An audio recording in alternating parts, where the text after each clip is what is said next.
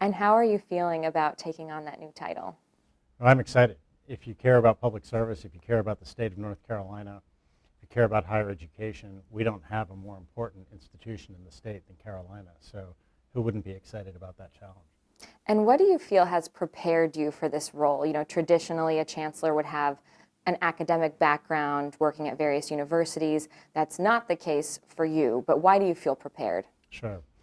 Sarah, as you know, what the best chancellors do is they lead these large, complex organizations. They do it with humility, with empathy, with decisiveness. They build world-class teams. They're fantastic listeners. They make sure that the students and the faculty and the staff have the resources that they need. They make sure that it's a welcoming, inclusive place where everyone feels like they belong. And they make sure that the organization has the resources it needs from the wider world operating in a political and media environment. Those are the skills I've been using my entire career. And how do you plan to get faculty on board with your appointment? I know they often express the desire for someone internal, for someone with a history of working in academia. Well, first of all, this is not about telling the faculty how to do their jobs. There's a world-class faculty at Carolina, and the role of the interim chancellor is to support them in their work. I want to hear from them, do a lot of listening. I've got big ears, and I want to make sure that they have the resources that they need. And this is a tumultuous time at UNC Chapel Hill. How do you plan to go in and, make things calm and keep people united? Well, first you need to think of the Hippocratic Oath, do no harm. Second, ensure a smooth transition, taking over from the fantastic work that Kevin Guskowitz has done. Third, make sure the students, faculty, and staff have the resources they need to do their jobs. And fourth, if we can leave the place a little bit better than it was before we got there, that will have been a good day's work. What are some changes that you think need to happen at UNC Chapel Hill? So I'm coming in as interim chancellor. I haven't even started the job yet.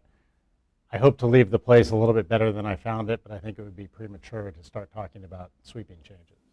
Do you intend to pursue the role full-time? I haven't had any conversations about that. No one's promised me anything other than the opportunity to work hard as interim chancellor. Are you interested in it, though? I haven't even started the interim job yet, so let's cross that bridge when we get to it. Okay. And then there's speculation that one of the reasons that Kevin Guskowitz started applying for new jobs and looking elsewhere is because of concerns about meddling from the Board of Governors, the Board of Trustees, and increasing politicization. You're obviously on the Board of Governors yourself. What is your perspective on that? I think it's a nonpartisan role. I plan to do it in a nonpartisan way. No one's told me, either in the General Assembly or in the Board of Governors or the System Office or anywhere else, what to do in the role. No one told me what to do on the Board of Governors. So I don't expect any undue interference, any meddling. And if you were to encounter what you thought to be meddling, how would you respond? I think it's the role of the interim chancellor, or the permanent chancellor for that matter, to stand up on behalf of the institution and its students and its faculty. What do you think makes UNC UNC, and what are some of the best aspects of it, of UNC Chapel Hill? So obviously world-class faculty, one of the best research organizations anywhere in the world, a fantastic student body, people coming from not only all over the state, not only all over the country, but all over the world to study at Carolina. We're fortunate to be in North Carolina. I believe the future belongs to North Carolina as a state. We're growing tremendously fast. It's one of the most interesting places in the country. There's no more important institution to that growth than Carolina. And of course, world-class sports teams competing for national championships in every sport across the board.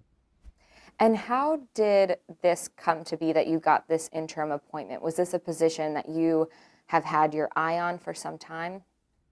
No, I was asked to consider this. And what types of considerations did you weigh when deciding if this was what you wanted to do? I care a lot about the future of the state. I care a lot about public service. I care a lot about higher education. And if you care about those things, you have to care about the future of Carolina. I grew up in a family tradition of public service. My parents were both journalists. My grandparents were members of Congress.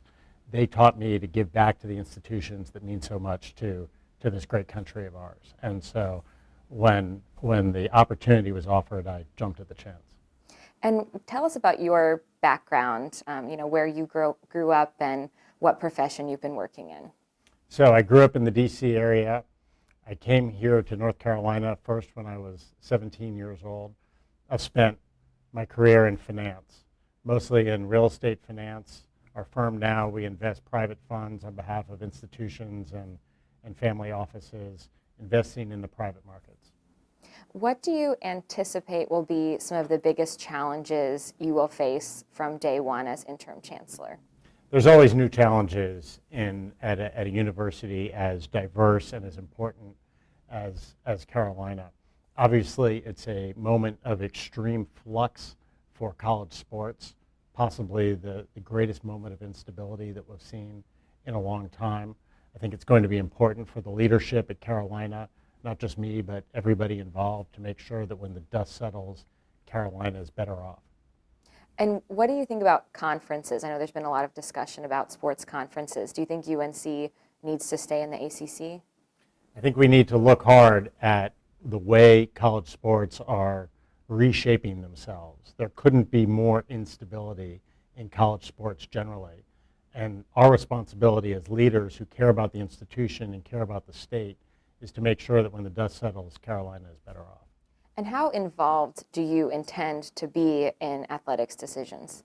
I think it's going to take a lot of time from whoever, from the interim chancellor and from whoever is the permanent chancellor. I think it's taken a lot of Kevin's time. I think it will continue to take a lot of time. And with your background being in executive level leadership and management, do you plan to run UNC like a company? I don't think you can run a university like a business. You know, I served as budget director for a couple of years, budget director for the state of North Carolina, and this question came up a lot. You can't run state institutions or public institutions like a business. The incentives are all very different. But that doesn't mean that you can't bring a business mindset to some aspects of the operations. Have you had any conversations with Chancellor Guskiewicz? Chancellor Guskiewicz and I have worked very closely together in my role on the Board of Governors. Do you plan to ask him for any advice, or what are some of the things you think that he did well that you'd like to continue? I'd be eager for any advice that he's willing to give me. I think he's done a fantastic job during one of the most difficult times in Carolina's long history, starting with a global pandemic, of course. But when you look at the research budget, the colossally successful capital campaign, the improved relationships with the town of Chapel Hill, many more that I could mention, I think he's been terrific across the board. Is there anything you want to mention that I haven't asked you about? I think I've heard one or two people mention the fact that I went to Duke and whether a Duke grad can effectively lead Carolina, and there's one thing I have to say about that, and that one thing is go Heels. Are you the first Duke grad to lead Carolina? I was thinking No, about Paul Hardin, who is from my era, he was chancellor there in the late 80s, early 90s, had 2 degrees from Duke. Okay, gotcha. Yeah, will you be conflicted in basketball season and football season? In no way whatsoever will I be conflicted. Carolina all the way.